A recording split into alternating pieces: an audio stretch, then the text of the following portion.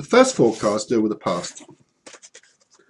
The cards I get are Page of Cups, Queen of Swords, the Chariot, and the Eight of Pentacles.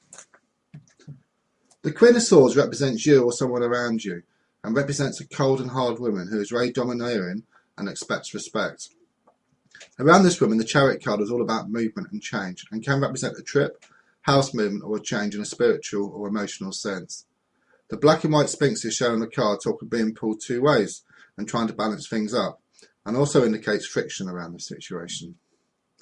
The page shows a woman on the seashore holding a cup with a fish poking its head out. Pages are very much the student card and about learning, and since the card is a cup, the learning is in an emotional sense. With the Queen, there's a feeling of having to toughen up emotionally. The fish in the cup gives me fish out of water, and this talks about the situation being uncomfortable for you. But the overall feeling is, what won't kill you will make you stronger. The Eight of Pentacles shows a man sitting down inscribing a pentacle with a star, and next to him are 6 pentacles already worked on going up the trunk of a tree. The card reflects the hard work and effort that you've been putting into this situation, and 6 of 6 pentacles already worked on form a ladder up a tree. This suggests that the hard work and effort will take you to a better place. The next 3 cards deal with the present. The cards I get are the Ten of Pentacles, the Devil, and the Nine of Pentacles.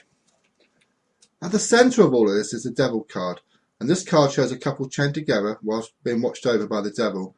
The card can represent being held back because of some situation around you, and there's a need to cut through the chain so that you can move forward. The card is very earthly and can suggest the need to think about yourself for a change rather than other people all the time. On one side of the Devil is the Ten of Pentacles, and on the other side is the Nine of Pentacles. And both of these cards are very much about earthly matters and are around money, house, work, and material possessions. The Nine of Pentacles shows a woman smiling in a country setting and indicates peace of mind and contentment, as well as financial fulfillment for you, especially if you can cut the chains that are holding you back. The Ten of Pentacles shows a couple chained together, and again, there are coins all around them. And this card is very much about the next step and talks of settling down and also being very secure. All of this appears to be on your mind around the present time. The next 2 cards deal with the future. The cards I get are the Page of Swords and the Knight of Pentacles.